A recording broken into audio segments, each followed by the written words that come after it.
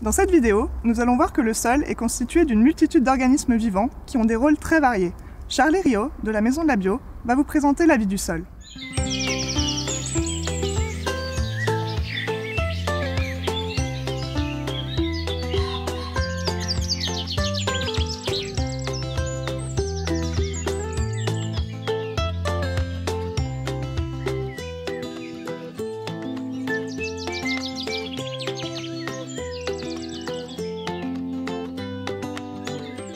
Donc pour comprendre les rôles de la vie du sol, il faut d'abord revenir sur le fonctionnement de la plante.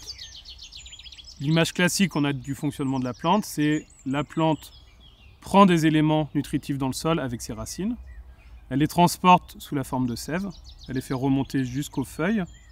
Là a lieu un phénomène qui s'appelle la photosynthèse. Et ensuite, les éléments de la sève sont transformés en éléments nutritifs pour la plante. Ça va être redispatché dans les différents organes de la plante. Et souvent, dans ce qu'on apprend du jardinage, ça s'arrête là.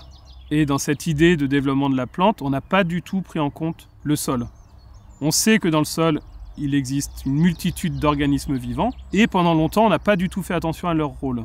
Et en fait, si on regarde ce qui se passe dans la nature, on se rend compte que les plantes arrivent à vivre sans souci, sans aucun jardinier.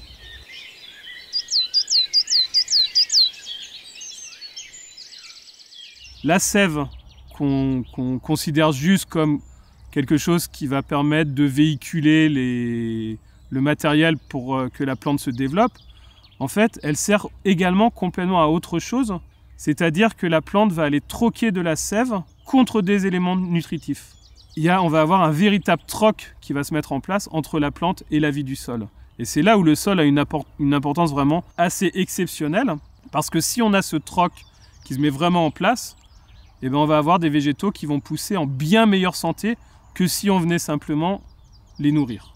Ce qui est intéressant aussi, c'est que la plante va troquer un peu en fonction de ses besoins, en fonction de la sève qu'elle va laisser recouler par ses racines. On va avoir différents organismes qui vont être présents. Soit elle va appeler des bactéries pour venir transformer ou rendre disponibles des choses présentes, ou soit elle va aussi appeler des champignons pour aller chercher plus loin. Avec le réseau de mycélium de champignons, la plante va solliciter les champignons, leur donner des sucres pour qu'ils aillent chercher loin des éléments nutritifs pour les ramener à la plante. Et là, on a une coopération qui se met en place. On appelle ça une symbiose. Et là, on va avoir des choses vraiment très très intéressantes qui vont se passer au niveau du végétal.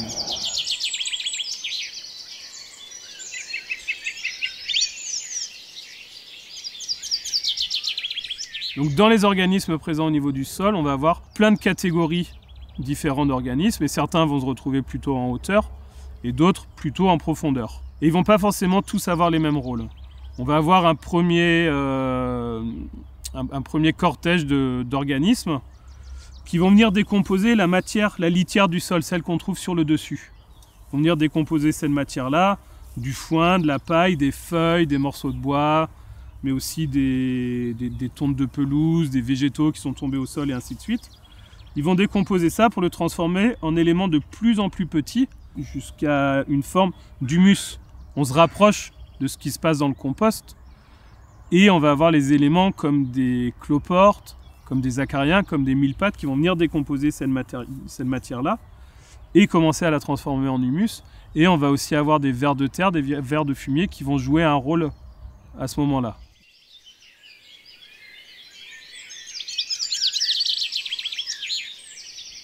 Une fois la matière transformée en humus, elle va être mélangée dans le sol avec les vers de terre pour former la couche supérieure de terre qu'on va avoir dans le jardin. Et là aussi, à ce niveau-là, on va avoir toute une multitude d'organismes vivants qui vont intervenir sur de la matière qui a déjà été transformée.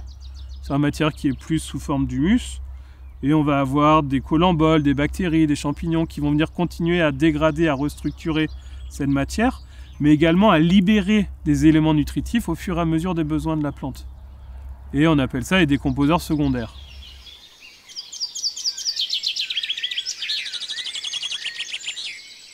Ensuite, on a un autre cortège d'acteurs vivants dans le sol, qui sont ceux que les jardiniers n'aiment pas du tout.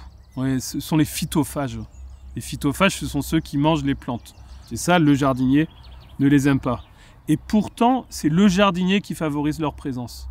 En fait, ces insectes-là, ils ont un rôle important dans le sol parce qu'ils vont venir décomposer de la matière organique fraîche. Si je mets de la tonte de pelouse, de l'herbe ou du fumier et que je bêche, que je retourne, il est plus sur le dessus. Donc les organismes vivants du dessus, ils n'arrivent plus à le décomposer. Il est à l'intérieur du sol. Et là, on va avoir d'autres acteurs qui vont venir décomposer ça. Mais ces bestioles qui vont venir décomposer mon fumier ou mes herbes fraîches, une fois qu'elles ont fait le job, eh ben, elles ont encore faim. Et elles vont commencer à s'attaquer aux plantes. Et c'est là où elles deviennent un problème. Au début, elles sont là, elles sont présentes, elles vont aider à réparer les erreurs du jardinier, mais après, elles vont devenir un souci.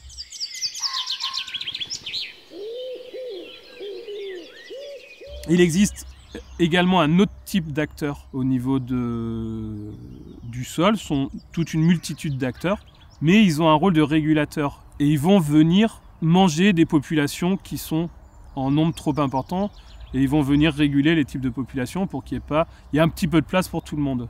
Donc au final, dans les différents acteurs qu'on va trouver au niveau du sol, on va avoir des acteurs qui vont venir décomposer la matière organique, d'autres qui vont la retransformer et qui vont permettre de fabriquer la terre, où la matière organique est liée avec le reste du sol. On a d'autres qui vont venir réguler des dysfonctionnements dus à une surabondance d'organismes vivants ou dus à des erreurs du jardinier. Et tout ça, ça forme le cortège de vie du sol qui a un rôle très très important, puisqu'au final, ils vont aider à venir nourrir les plantes et à leur apporter les éléments nutritifs. Au final, le rôle des organismes vivants du sol est de décomposer la matière organique, de la restructurer et de troquer les éléments nutritifs avec les plantes.